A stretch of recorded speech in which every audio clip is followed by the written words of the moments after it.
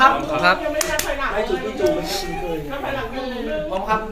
เป็นไลฟ์นะครับวันนี้ ใช่ ได้ครับ โอเคครับผม อันหนึ่งของสามนะครับสวัสดีครับ สวัสดี สวัสดีครับ เรามาจากซีรีส์เรื่อง My Romance Scammer ครับผม เหมือนนักเรียนเลยพร้อมเพียงมากเลยช้า ใช่ครับ อันนับเริ่มแต่ละฝั่งก่อนอ่ะ ครับ เอามาฝั่งก่อนถูกมาอ่ะ ครับผมสวัสดีครับจูเนียร์ครับรับบทเป็นพิมครับผม สวัสดีครับมาร์คจิรันธนินครับรับบทเป็นไปครับ เย้ สวัสดีครับโอมธิติวัฒน์ครับรับบทเป็นยูครับ ครับสวัสดีครับปุณณิทักดีครับรับบทเป็นนอตครับ เนื้อเรื่องมันคือประมาณไหนจากโปสเตอร์แล้ว ครับ ก็จากโปสเตอร์เนี่ยจะเห็นได้ว่า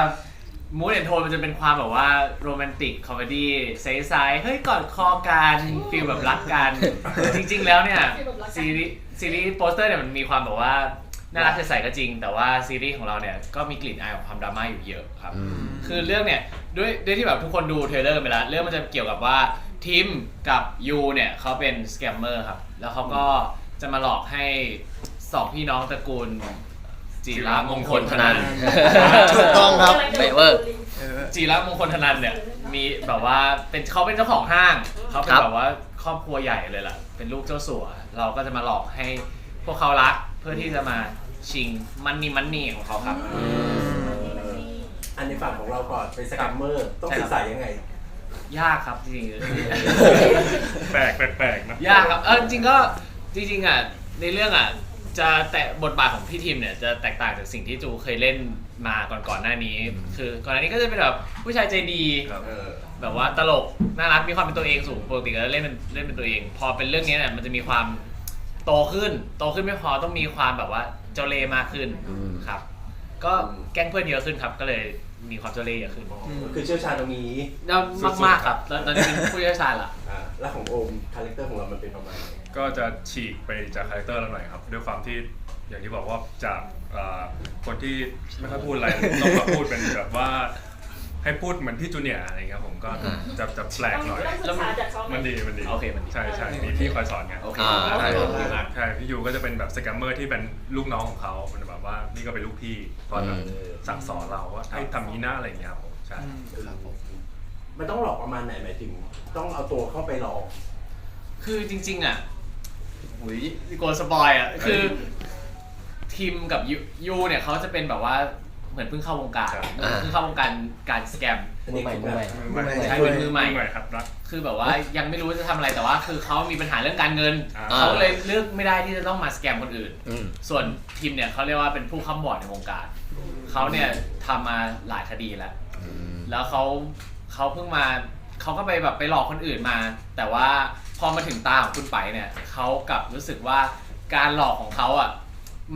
มันทำได้แบบว่าไม่เหมือนทุกครั้งที่ผ่านมา เพราะเขากำลังรู้สึกพิเศษกับคนนี้ แสดงว่าเราสองคนก็มีวิธีในการหลอก ต่างกัน ทุกต่าง ต่างกัน ในทุก EP อย่างนี้เหรอ ก็ โอ้โหโดนหลอกทุกอีพีเลยเหรอ โดนหลอก พี่ อ่ะ คนละแบบ ก็หลอกให้รัก คน เรา ละ ก็ แบบ ต้องแบบว่าต้องชั้นเชิง เอาจริงๆอ่ะตัวละครของยูอ่ะเดี๋ยวให้โอธิบาย เอาแน่นอน มันจะมี เอาแน่นอน เขาจะมีคาแรคเตอร์ที่ค่อนข้างที่จะแตกต่างจากทีมเขาจะมีความจริงใจกว่า อืม เขาแบบด้วยความที่เขาเป็นมือใหม่อ่ะเขาก็แบบว่าไม่รู้จะต้องทำไงอ่ะเขาก็จะมีความจริงใจกว่าน่ารักกว่า แบบว่าอ่ะ พูดแต่พี่น่ารักกว่าไง ไอ้ยกูรู้ เอ้ยโอเค เดี๋ยวเสริมให้ครับผม โอเค ผมพี่ยูก็จะแบบว่าใครที่หลายๆคนอาจจะไม่เคยเห็นพี่โอมเล่นแบบว่าคอมเมดี้แบบเต็มแบบว่าเฮ้ยแบบครอบครัวนี้มันแบบรวยมากเรากำลังจะแบบว่าเข้าไปแบบว่า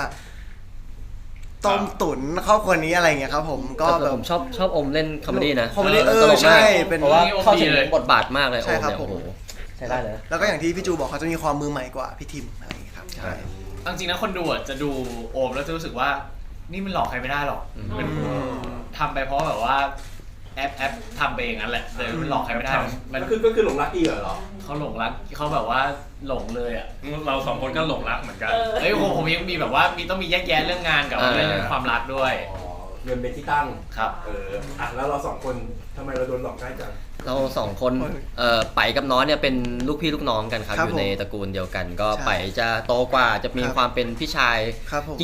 ริงๆไปเขาจะมีความแบบว่าค่อนข้างที่จะขี้บ่นเจ้ากี้เจ้าการนิดนึงเพราะว่าแบบว่าเขาเป็นคนที่ค่อนข้างที่จะเนี้ยบ อืม น้องก็จะไม่ค่อย ครับผมเป็น ไม่ เด็ก ค่อย โด สนิทกับไปเท่าไหร่ ใช่เหมือน ใช่ไหม จริง ๆ มันก็เหมือนคุยกันได้แหละแต่เหมือนเราจะแบบกลัวเฮียเอาอะไรเงี้ยครับแล้วก็แบบว่า เลือกได้ก็ไม่ยุ่งดีกว่า ไม่ยุ่งดีกว่ากลัวเขาดุอะไรอย่างเงี้ยครับผมเป็นแบบว่าอย่างน้อยก็เป็นเด็กโดนสปอยคือเราเหมือนกับมีพี่ชายคอยแบบว่าดูแลตลอดอะไรเงี้ยครับ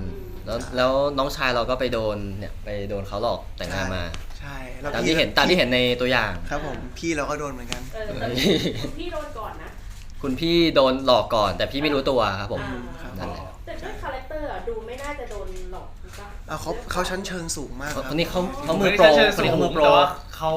าหลงรักผมเพราะผมหล่อ โอ้โห ผมหล่อ อัน มาก นี้ไม่มีในบทใช่ไหม เขาหลอก มีในบทไหมคะ เขาน่าสนใจ เขาเติมเองเนี่ยเขาพูดเองว่า เดี๋ยวผม แต่ เดี๋ยวผม เอาบทมา ไม่ ก ได้ ลาง บทอ่ะเขาเป็นคนพูดว่า เดี๋ยวผม เขา กลางบทแป๊บ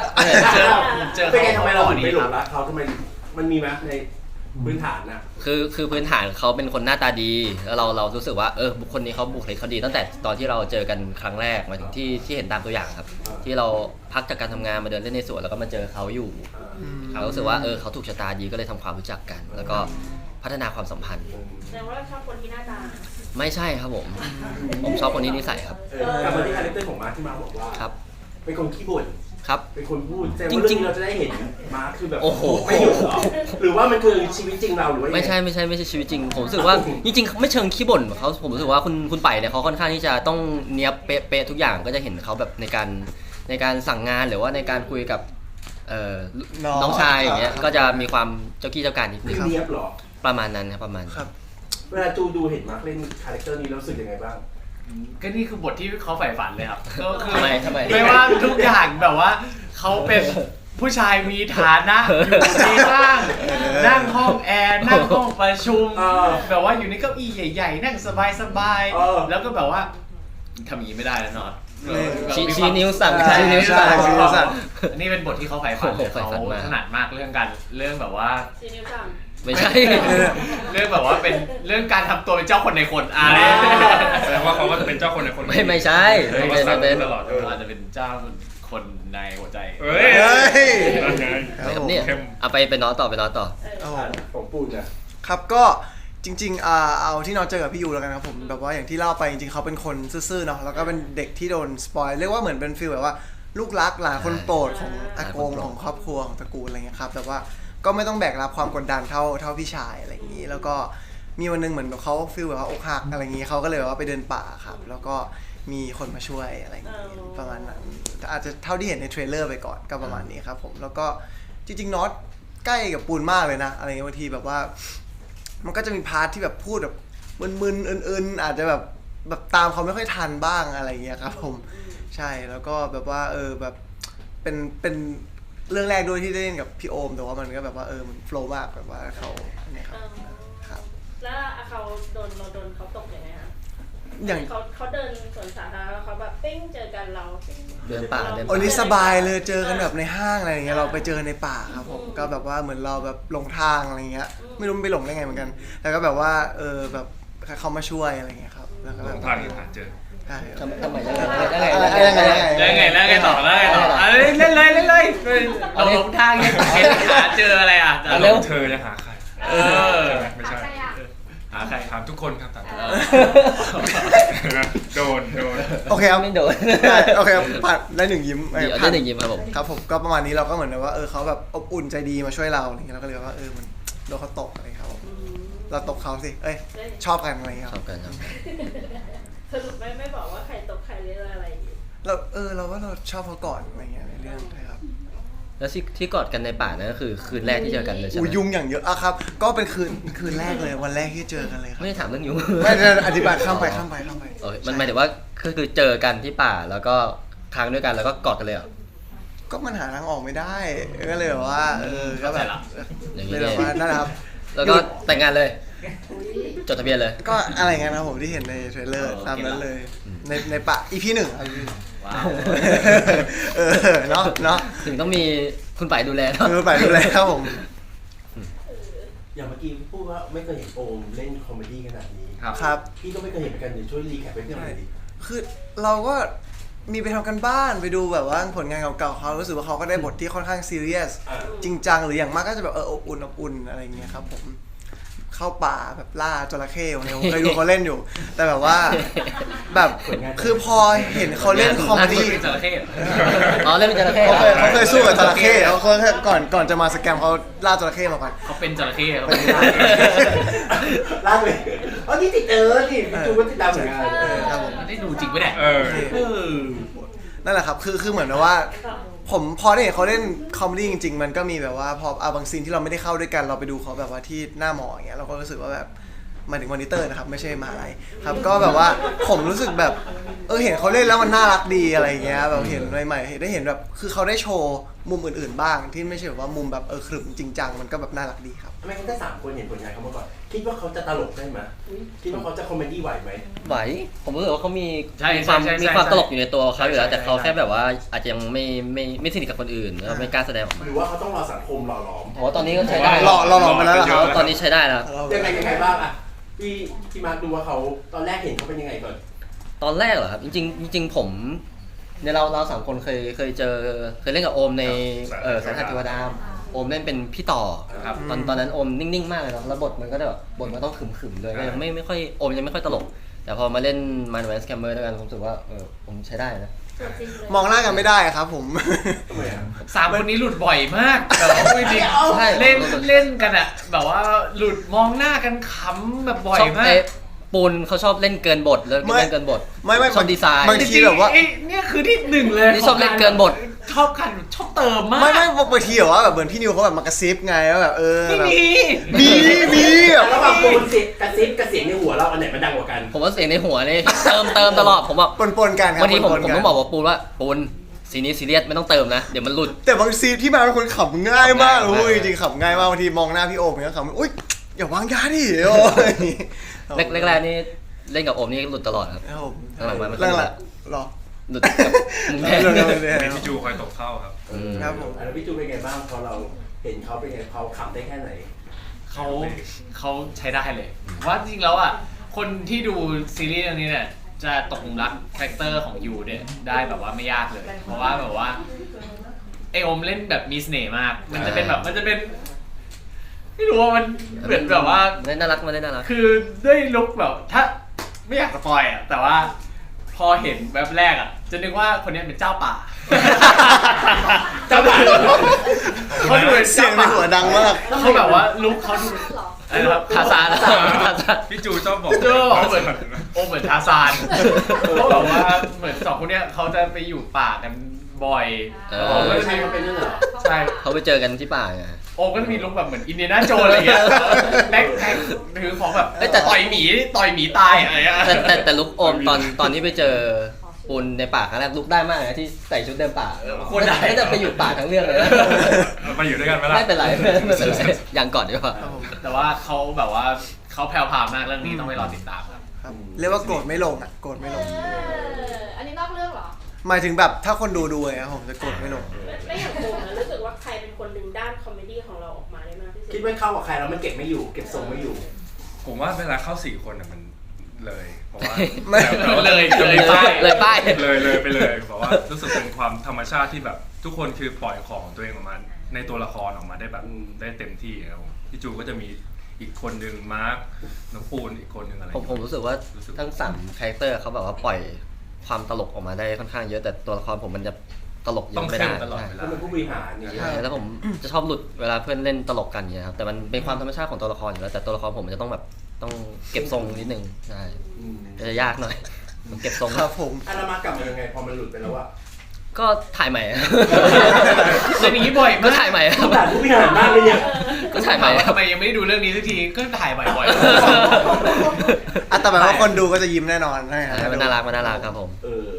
แต่อย่างในเรื่องมันเห็นพี่โปสเตอร์มันต้องมีใส่ชุดแต่งงานด้วยใช่ไหม ๆครับ ครับ รักจริงแบบแบบ มันเป็นอย่างนั้นเลยใช่ไหมตอนจบมันจะเป็นอย่างนั้นหรือว่าหมายถึงอะ ตอนจบอะ ถามถึงต ต อ อน น จ จ บบ แบบ แล้ว ตอนจบยังไม่ได้ถ่ายเลยครับ เขา ตอนจบเป็นไง มันจะจูเราได้แล้วอยากเล่าด้วย เอาที่เราได้ตอนจบเป็นไง อยากรักคุณผู้ชมอยาก ตอ รั นจบเป็นไงอะครับ ตอน พี่จู พู จะ ด พูด ยากอ่ะพูดยาก บอกเลย พูดยากตอนจบเขาตุยกันหมดเลยครับ ฉีกเหรอ ใช่ครับ เป็นซีรีส์เรื่องแรกที่จะตุยกันหมด4 คน อ้าว ไปตื่นมาแล้วคิดแล้วแบบว่านี่คือความฝันของไป ใช่ครับ จริงแล้วไปไม่ได้รวย ไปไม่ได้รวย คิดไปเอง อะไรคิดไปเองครับ เป็นน้องชายจินตนาการครับ แต่ว่าใส่จริงๆอ่ะก็เรื่องนี้เป็นเรื่องที่คอสตูมสนุกสนานมาก มีหลายลุคมาก มีหลายโอกาสมากแล้วก็เปลี่ยนชุดกันบ่อยมาก แต่ว่าฝั่งเนี้ยจะไม่ค่อยหนักหนามาก แต่ฝั่งเนี้ยเปลี่ยนชุดกันสนุกมากครับ เพราะว่า เขาเป็นลูกคนรวย เขาเป็นลูกแบบว่าลูกคนรวยแล้วแบบว่าเขาจะมีแบบทั้งลุคธรรมดาลุคไปทำงาน ลุคออกอีเวนต์อะไรเงี้ยเขาก็จะเปลี่ยนชุดกันเยอะมาก ครับ ครับเรียกว่าแบบจริงๆชุดนอนของเฮียไปในเรื่องเนี่ยผมถามว่าทำไมไม่ใส่ชุดนอนนี่คือชุดนอนแล้วอ่ะ ชุดนอนคือแบบว่าเวอร์แบบว่า ใช่ แบบดู คือต้อง พูดดีมาก ต้องมีพระแพทย์อะไรอย่าง ภาพผู้มากลากดีเอ้ยครับผมดีได้แบบว่าดูดี ถ้าเทียบเรากับตระกูลลีของคุณทีเนี่ยใครรวยกว่าคะ โอ้ มีเป็นกุลีหรือรวยกว่าเย นี่ อะ ครับ ล่าสุดเห็นเขาซื้อ GMMTV ไปนี่ครับใช่ไหมไม่มีพี่ศิลปินไปโผล่ในคลิปนะ เราซื้อ GMMTV เดี๋ยวเราซื้ออโศกเลย โอ้โห น่าจะยังไม่ได้ ไม่ได้ ติดกว่าเดิมอีก ปกติก็ติดอยู่แล้ว ตั้งแต่เรามายังไม่เห็นมีมุมดราม่าเลยนะ มีนะครับ เยอะมากครับ เย เย อะ อะกว่า มาก ที่ทุกคน ค่อน คิด ข้างเยอะครับ ถ้าดราม่าใครน ใครนำเหรอค น่า รับ จะฝั่งนี้ดราม่าปะฝั่งนี้ไม่ค่อย นิดหน่อย มีนิดหน่อยครับนิดหน่อย แบบว่าพอดราม่ามันจะแยกๆกันครับก็เลยไม่ค่อยรู้เรื่องของฝั่งนี้ แต่ฝั่งเนี้ยดราม่าฝั่ง แต่ นี้ดรา ด ม่า ราม่าประมาณไหนแบบเป็นแบบ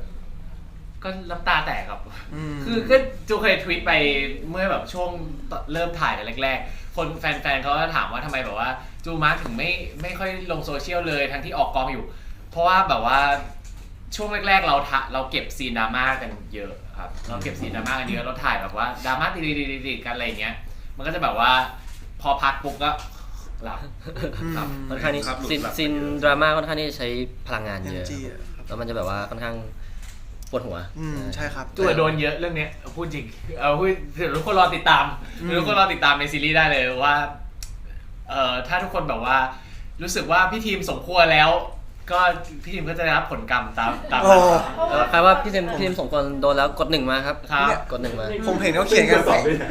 เห็นเขาเขียนกันพระเอกธงแดงคนใหม่แล้วมันคุกแบบที่มันแบบมีมันคุกลงมาแล้วก็มีอะไรอย่าง บ้าน เงี้ย เขาออกบ้านพี่ทีมไง คุณ บ้าน ไม่ พี่ ติ ที ด ม นะคุณยังไม่ติด บ้านพี่คิมนะ บ้านพี่ทีมอยู่ บ้านพี่ทีม เดี๋ยวพาไปตีท้ายครัว ใช่ครับ อืม เฮ้ยแต่แบบแต่ ำสิ่งที่ทุกคนพูดอมงงอยู่ จริงๆซูมาร์กเล่นยากไหมกับดราม่า ไม่ค่อย จริง ก็ ไม่ยาก ก็ต้องถ่อมตัวกว่านี้ นิดนึงครับ แต่ว่าจริงๆ ก็ไม่ได้ขนาดนั้นนะ หมายถึงว่าไม่ได้รู้สึกว่า มันไม่ได้รู้สึกว่าเป็นอารมณ์ที่เข้าใจไม่ได้เลย แบบว่า คือความคิดตัวละครมันไม่ได้เป็นความคิดที่แบบ โอ้โห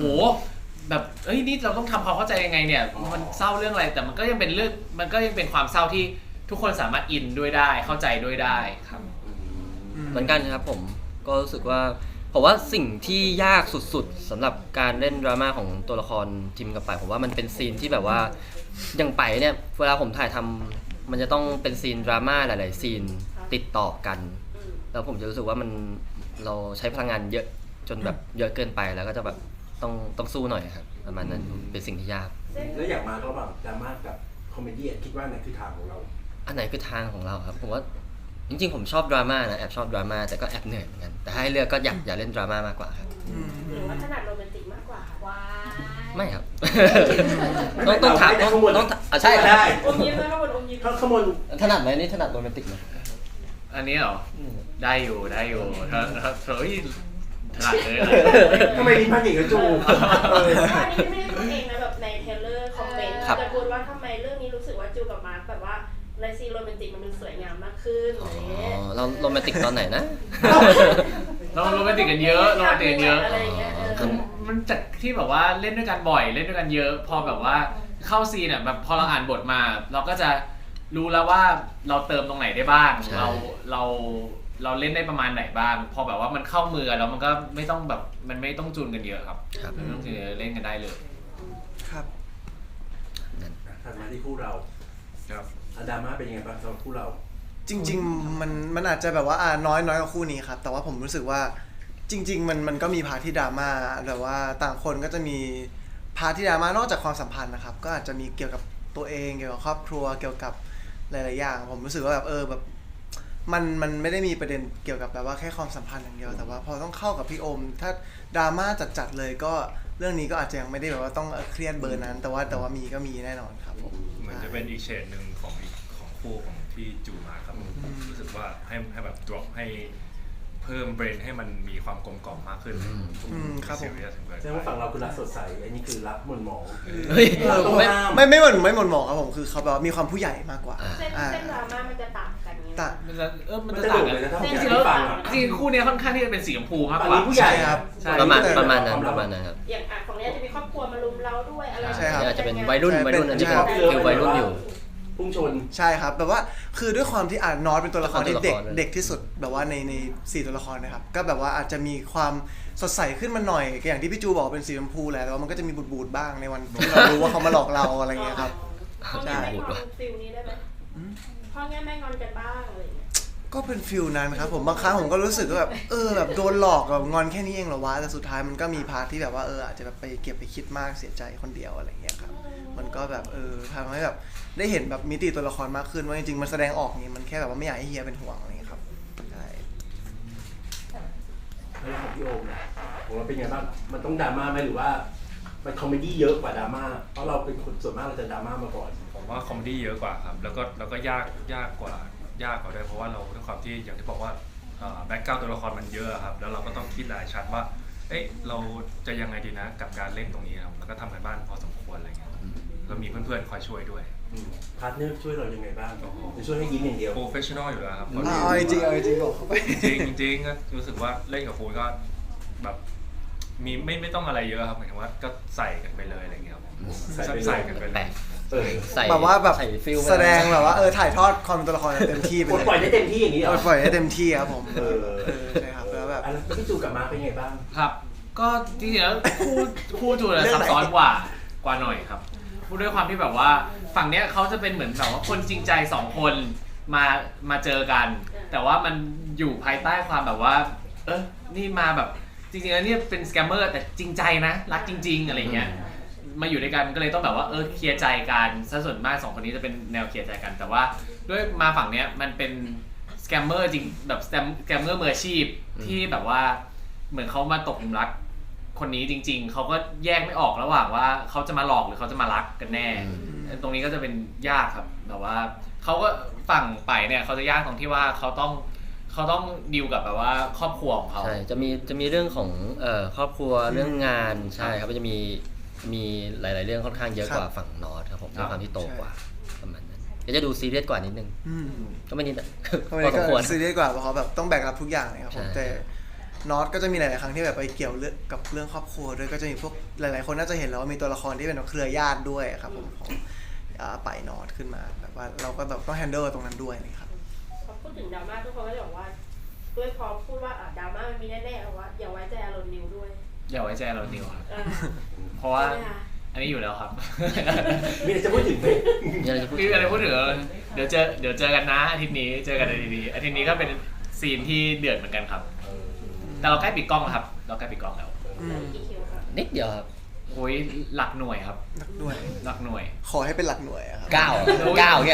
9 น้อยกว่านั้นน้อยกว่า จุด นั้นเย ห้า อะ นิดเดียวไม่เยอะแล้วครับใกล้แล้วครับ เพราะทั้งหมดก็คือร่วมงานกับพี่นิวมาหมดเลยนี่ ใช่ครับ ใช่ครับ ใช่ครับ หลายเรื่อง ใช่ไหมเขาโอมก็เคยแล้วตอนแรกไอ้นั่นมา ใช่ เป็นไงบ้าง คู่บุญเขาอยู่ด้วย เขาใหม่มาปั้นมือไงคุณกิ๊ฟเขาใหม่มาปั้นมือให้เรา เขาปั้นเล็กคุณกิฟต์ด้วยเหรอ เฮ้ย อ๋อติดมา จูง ติดมา จูง ใช่ก็เจอพี่นิวมาหลายเรื่องแล้วครับก็อยู่ด้วยกันก็เหมือนทำงานไว้ใจกันมากขึ้น แล้วก็เห็นเราทุกคนก็พัฒนาการขึ้น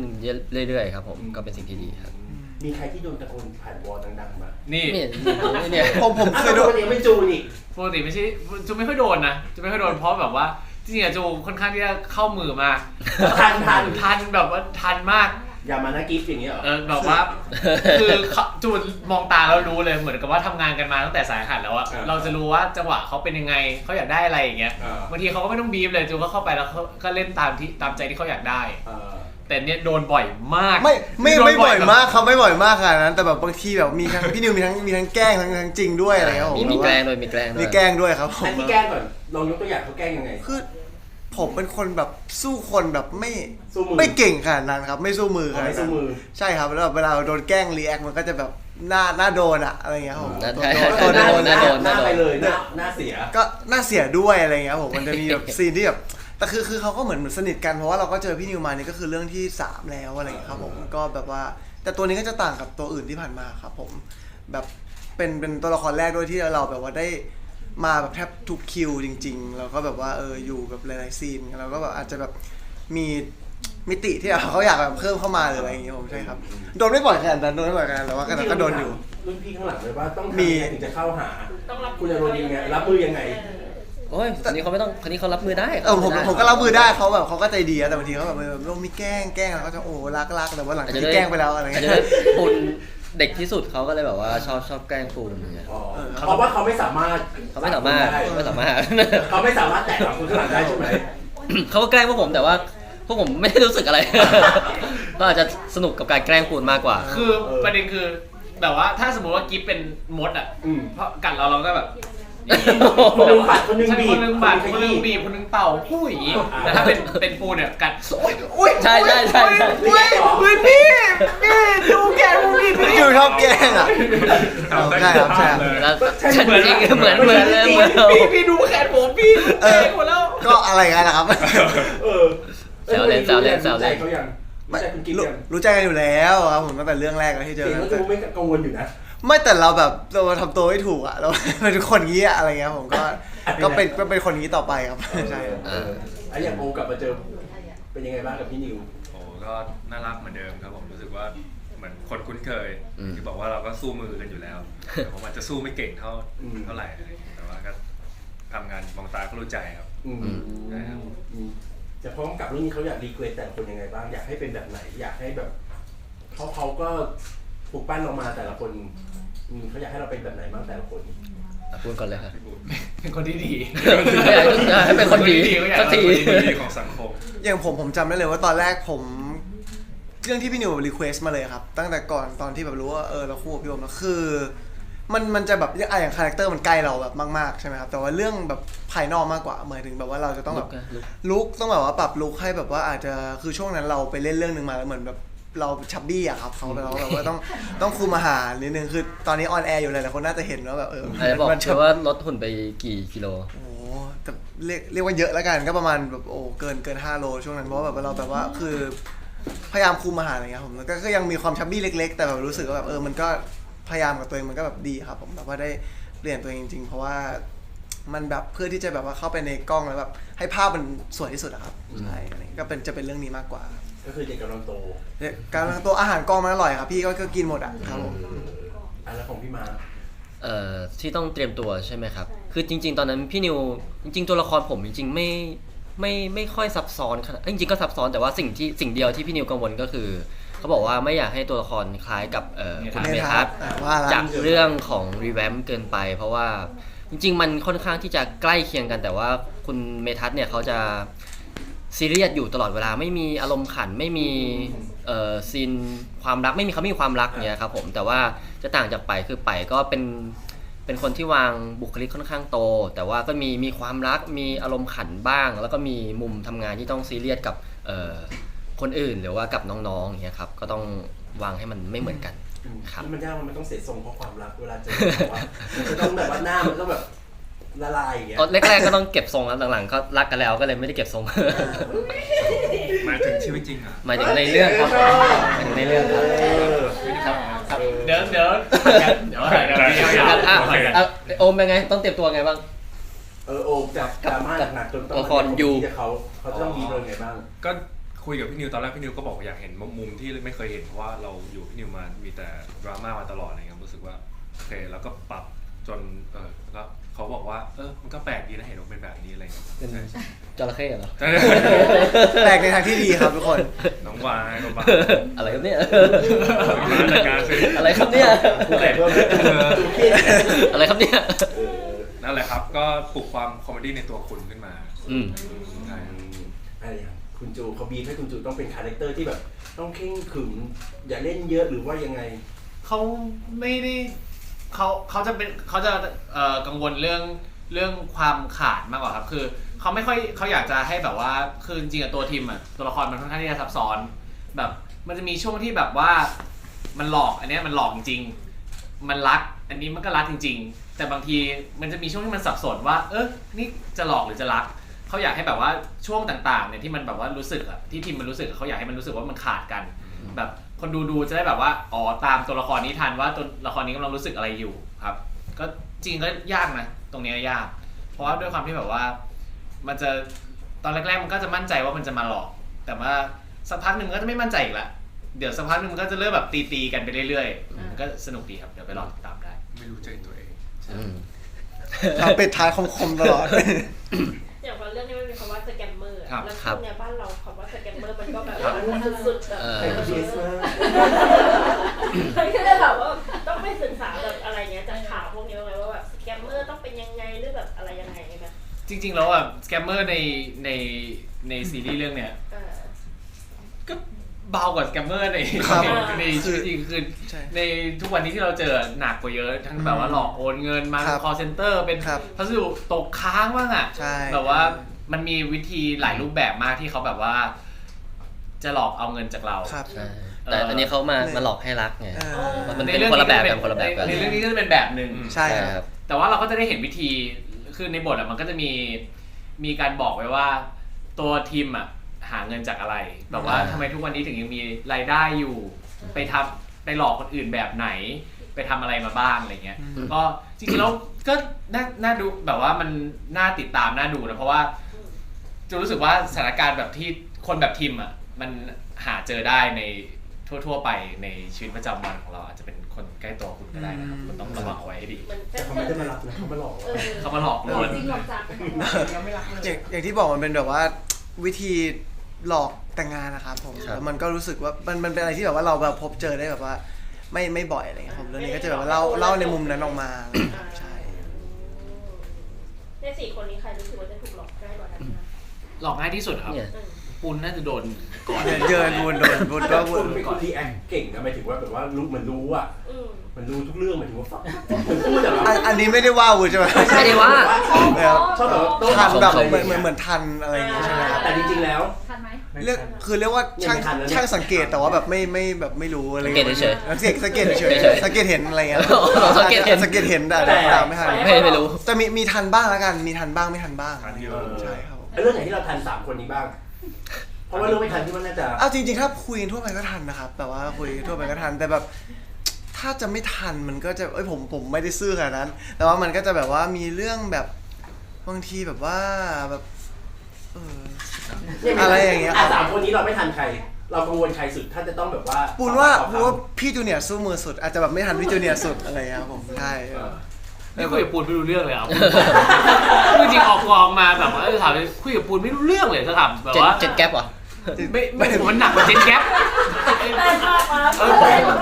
หนักกว่าเจนแก๊ปเยอะคือเด็ก หนักกว่าเหรอ เด็กกว่านี้คุย ที่พูดเมื่อกี้ไม่ได้ช่วยพี่จูเลย เออหนักกว่าเยอะแบบ คือน้องๆที่เด็กกว่าปูนเองแบบว่าน้องที่เด็กกว่าปูนอ่ะจะคุยรู้เรื่องแต่กับปูนคุย อันนี้เป็นที่ตัวบุคคลแล้วปะเนี่ย เป็นตัวบุคคล ไม่รู้เรื่องเลยเหมือนคุยกันคนละเรื่องอะไรเงี้ย ไม่บางทีก็รู้นะบางทีบอกว่าเขาก็รู้นะแต่แบบว่าอาจจะแบบเราอาจจะไม่มั่นใจสิ่งที่เราจะพูดออกไปมาแบบตะกุกตะกักอะไรอย่างเงี้ยครับใช่ แสดงว่าปูนต้องไปเรียนขั้นพื้นฐานกับ AJ กับ JJ ก่อน อันนั้นสองคนนั้นสุดเลยครับผมเล่นด้วยกันแล้วผมขำไม่หยุดเล เรื่ ย องนี้มีคำไหมคะเรื่องนี้มีเอเจกับเจเจวะ ไม่มีตอนแรก ไม่รู้ อยาก ไม่รู้ ไม่ได้นัดกันก่อนอันนี้ ไม่รู้ เสียงสูง แต่ฟอสอ่ะ ไม่มี ไม่มี เออ แต่เกสอะ เกส ตัวเขาจะเอาคืนเหรอตัวเขาจะเอาคืนเหรอ เออ เป็นถามได้ที่กองมีรูปเกสกับฟอสแปะอยู่แล้วบอกว่าห้ามเข้า หรอ ไม่มี ล่าสุดพี่เกสผมมาในตัวอย่าง ตัวอย่างใช่ มีรูปเป็นแฟนเก่านะ ใช่ แล้วตอนเข้าฉากกันตลกมากเลยเหรอเอามาทำไมเนี่ยรูปอะไรเอาไป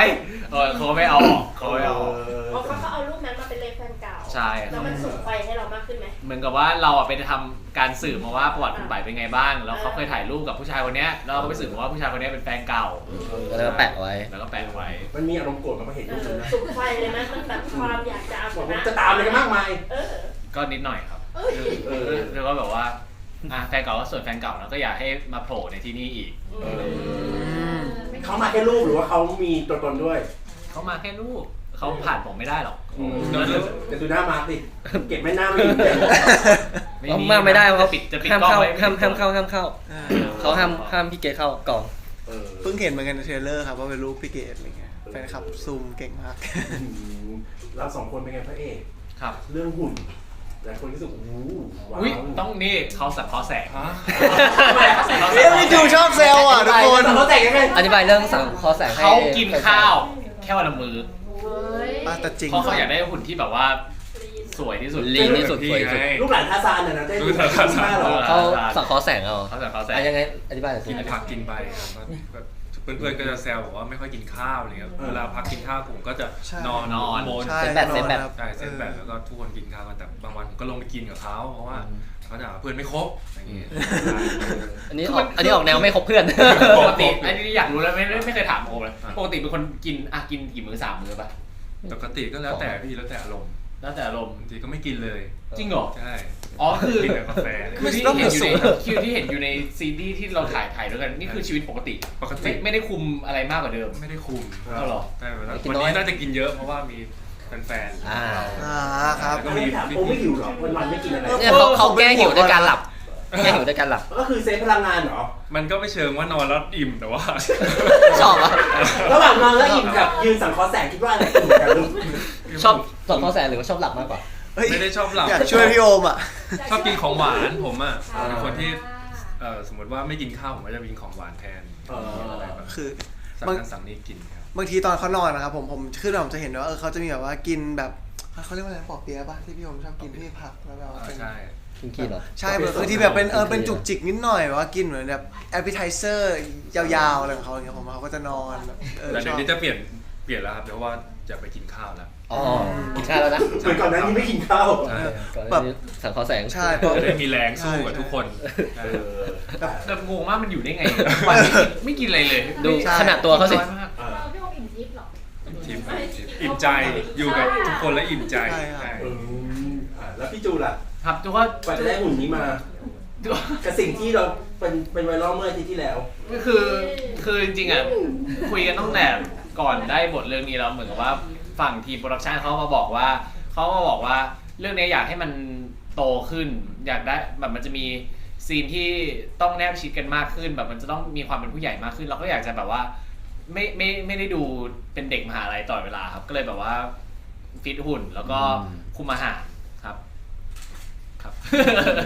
เป็นไงมันได้ที่ออกมามันได้สมดังใจไหมหรือว่าต้องการอีกนะ ก็จริงๆได้อีกก็ดีครับได้อีกก็ดี แต่ว่าก็ทำเรื่อยๆครับจูว่า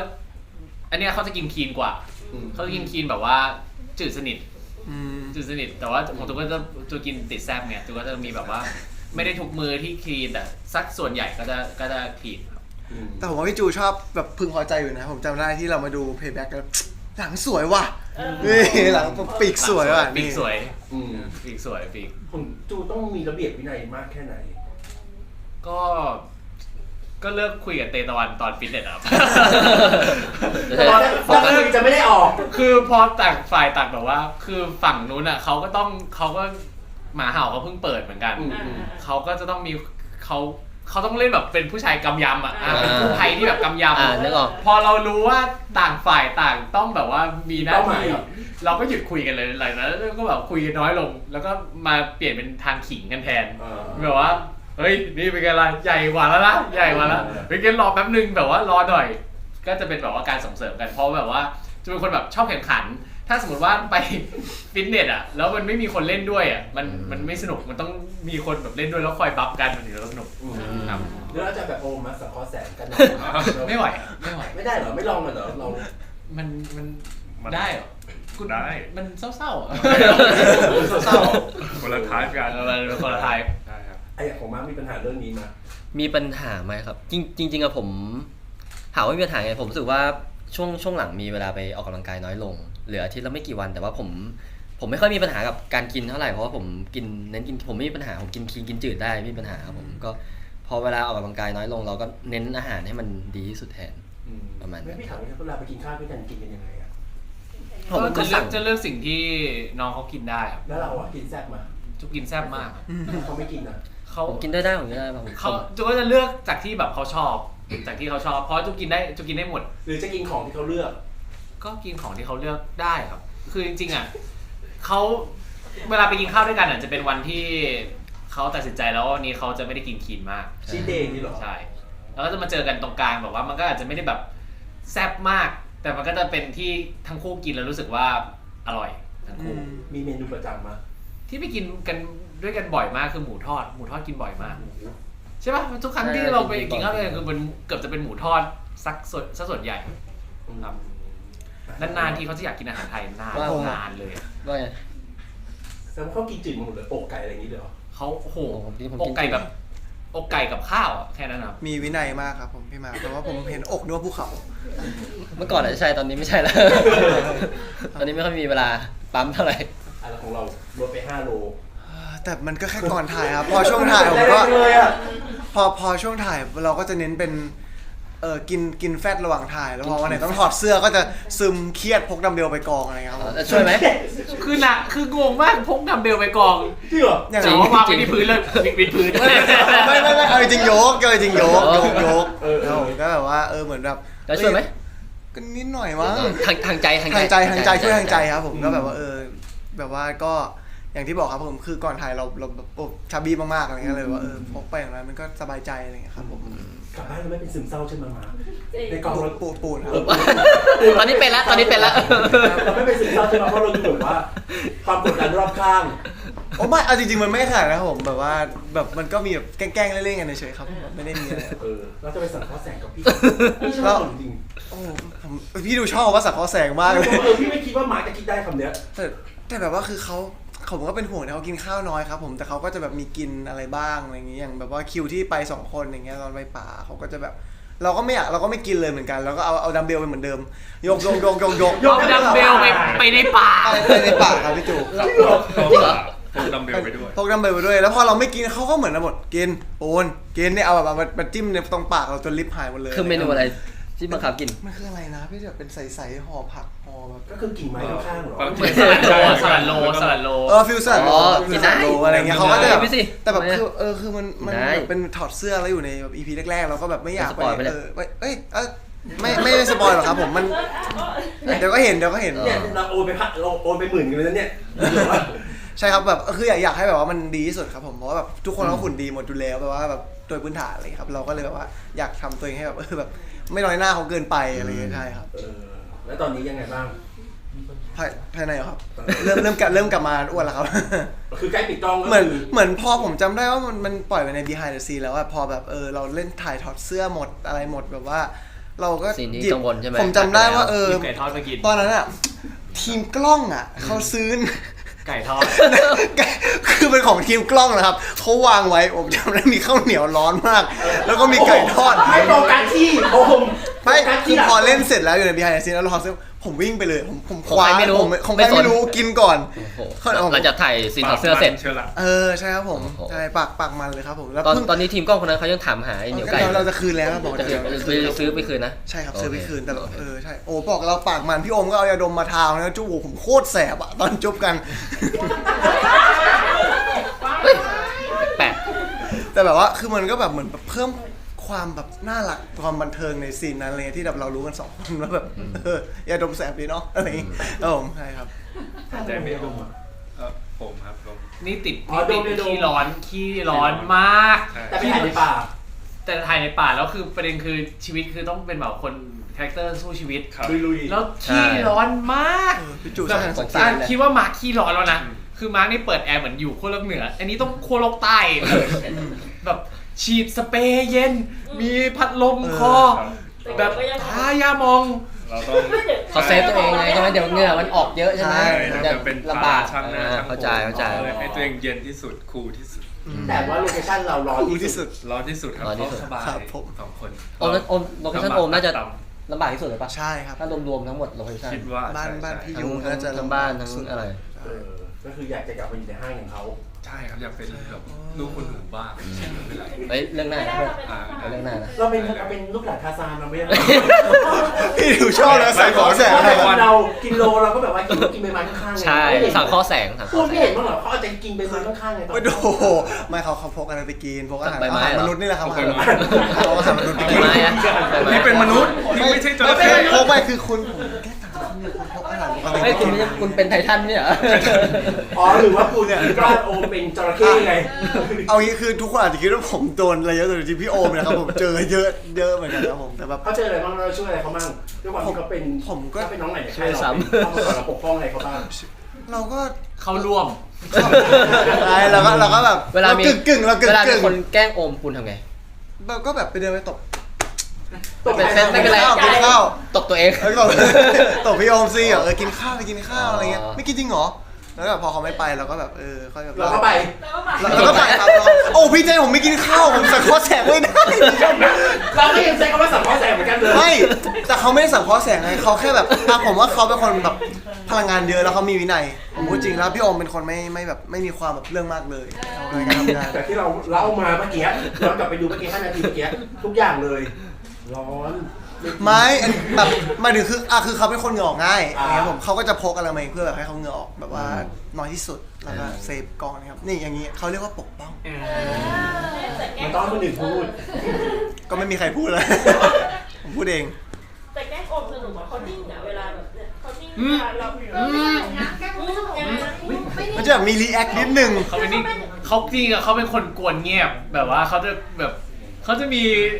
มีตลกทางของเขาอะที่แบบว่าที่บางทีฟังก็อะไรของมึงเนี่ยอะไรไปทำงานไหมอะไรอย่างเงี้ยแต่ว่าเขาเป็นคนกวนๆเขาเป็นคนจริงๆเขาเป็นคนอารมณ์ดีมาก แล้วเขาก็แบบว่ามีตลกทางของเขาที่คนอื่นมักจะไม่เข้าใจแต่เขาตลกอยู่คนเดียว เราเข้าใจไหม เราก็รู้ว่าเขาพยายามจะทำอะไรแต่ว่าอย่า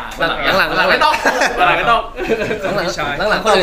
คนอื่นก็ตลกด้วยนะตลกด้วยแล้วแต่ไม่เข้าใจนะไม่เข้าใจแต่ตลกด้วย อย่างมุกที่แบบพี่โอมจะแบบเป็นเขาจะพูดแบบว่าคำคมที่แบบว่าคำมันเชื่อมกัน แล้วก็หาทางลงไม่ได้อะไรเงี้ยมันก็จะเป็นอะไรอย่างนั้น ถ้าพูดแบบนี้โอมต้อง1 อันแล้วไม่อยากเห็นคำคม เอาซิมา เหงื่อตกแล้ว ไม่รู้เตรียมมา ปุ้นขำนั่ง ผมเห็นเมื่อเช้าเขานั่งท่องอยู่ ชอบด้วย น่ารัก ไหม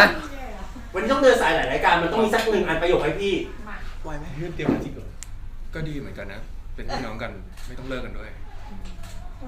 แล้วไง ไม่จะแบบหาทางจบแล้วแต่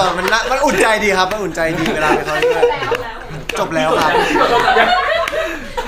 อะไรเนี่ยมึงเตรียมอะไรมามึงเตรียมอะไรเหรอต้องเตรียมใหม่นะ ไม่แต่นี่คือประโยคพี่ต่อใช่ไหม โดนเส้นทาง แต่เขาลึกกว่านั้นประโยคเมื่อกี้ที่เขาพูดมาเป็นประโยคของพี่ต่อ ผมไม่ต่อครับผม จากสายรหัสเทวดาเขาคิดล้ำหน้าเราไปไกลมาก ใช่ครับผม อะไรเห็นไหม คิด ขอบคุณมาก ล้ำเราไปไกลมาก ไม่มันมีประโยชน์อะไรจริงๆเดี๋ยวว่าช่วยอะไรวะ ก็เขาโดนชม มันตลก คิดไม่ทัน ไอ้กูอยากรู้จริง อ่ะ มึงมองว่ามันตลกตรงไหนดีกว่าตรงไหนอันนี้กูถ้ากูเข้าใจมึงปุ๊บก่อนแล้ว ขยายความได้ พอแล้วเริ่ม ผมว่าเป็นความแบบแพ้เสียงในหัว ไม่ มาก อัน ก นี้ ว่า ก็ตลกไงแต่ไม่ต้องคนอื่นไม่ต้องเข้าใจใช่ไหมเข้าใจเดียวแต่ตลกบทตลกใช่ไหม ตลกจากข้างใน ดีมโจ๊ก อ๋อ พี่โจ๊ก ใจละก็เพื่อนแล้วนี่ใจละ ใจจู ดีมโจ๊ก ไม่งั้นคุณอธิบายที่สิ่งที่โอมสื่อสารเมื่อกี้เพราะ เขาเนี่ยเป็นพี่น้องกันไม่ต้องเลิกกันคนได้ตรงไหน ไม่ก็มันจะเป็นประโยชน์ที่คุณพูดต่อไงโอ้โหพี่เลยว่า ผมพูดต่ออะไร คุณพูดต่อว่าอุ้ยเป็นแฟนกันไม่ต้องเลิกกันก็ได้เสลือพี่ต่อนี่ประโยคนี้เลยสารแหน่พี่ต่อนะครับผมใช่ก็แบบว่าคือเขาก็อยากหาอะไรมารีเลทใช่ไหมล่ะแล้วก็แบบให้ทุกคนยิ้มได้อะไร มันเป็นดีฟโจ๊ก ดิบโจ๊ก โอ้ยหยุดดิว่า อะไรอย่างเงี้ยผมแต่ก็มันก็เป็นข้อดีที่แบบว่าเหมือนได้แบบละลายพฤติกรรมของแบบพี่โอมอย่างรวดเร็วจากแบบคนที่อินโทรเวิร์ตมากๆอะไรอย่างเงี้ยผมใช่ แสดงว่าครึ่งปีนี้โอมสามารถเข้าร่วมได้เลย โอ้ยผมว่าได้อยู่ ถ้าอยู่ อยู่ในแก๊งเรา มีได้ใช่ไหม อยู่ได้อยู่แล้วอยู่ ข้าวขาข้างนึงเข้ามาได้ เพราะว่าที่นี่เขามีแต่คนแปลก ซึ่งผมก็แปลกแล้ว ๆ เอ้ยแปลกแล้วอันนี้แปลกสุด แปลกแล้ว ดิฟโจ๊ก เราจะดู EP แรกวันไหน เราจะได้ดู EP แรกนะครับวันที่ 1 กุมภาครับ แล้วก็พิเศษกว่านั้นมากคือเราจะจัดงาน First EP ก็คือ My Romance Scammer Love at First Scam นั่นเอง ครับ ผมครับก็ ครับผม ไม่บอกให้คนซื้อบัตรเลยเหรอ ใช่ครับผมก็เปิดจำหน่ายบัตรนะครับวันอาทิตย์นี้แล้วนะครับผมเวลา 10 โมงครับผมที่ไทยทิเก็ตเมเจอร์ทุกสาขาครับ ครับ ครับ 24 มกรานะครับอย่าลืมนะครับไปกดบัตรกันได้ครับไทยทิเก็ตเมเจอร์นะครับผม เราจะได้ดูอะไรในนั้นบ้างนอกจาก EP แรก เราก็จะได้ดูโชว์สุดพิเศษ ใช่ ได้ดูหลายอย่างครับจะได้ดูโชว์สุดพิเศษจากพวกเรา4คนโชว์รวมโชว์แยกโชว์เดี่ยวของโอมก็จะได้ดูเหมือนกัน เรียกว่าเซอร์ไพรส์ครับ จะเป็นแบบว่าดิฟโจกของเขา มันไม่ดูหน้าด้วย เขาเริ่มโชว์ขนทวันขนทวัน ดิฟโจ๊ก แสดง ใช่ เป็นวิธีการสังเคราะห์แสงหรือการได้ประสาน ผมจะโหนสลิงมาจากหลังพวงมาลัยมา โดนพี่จูมาด้วย ให้มันแบบว่าคล้ายๆเถาวันใช่ไหม ครับครับ My Romance Scammer นะครับรักจริงหลังแต่งนะครับ EP แรกนะครับวันที่ 1 กุมภาพันธ์นี้ครับผม เวลา เวลา 2 ทุ่มครึ่งครับผมทางช่อง G25 แล้วรับชมย้อนหลังได้ทางไหนครับพี่หมาก รับชมย้อนหลังนะครับที่ VTV ครับผม3 ทุ่มครึ่งครับ ครับผม ครับผม โอเคขอบคุณ ไปโหน เขา เถาวัน ครับ แล้วได้ก่อนอีกไหน เดี๋ยวให้โอมไปโหนเถาวันต่อนะครับ ผมต้องไปกินอาหารมนุษย์ บายสวัสดีครับ สวัสดีครับ สวัสดีค ขอบ รั คุณครับทุกคน บ ไป บ๊ายบายไลฟ์หน่อยค่ะ บ๊ายบายครับ สวัสดีครับ กด 1 ครับกด 1 มา ครับผมไปกดบัตรกันเยอะๆนะครับ ใช่ป่ะผม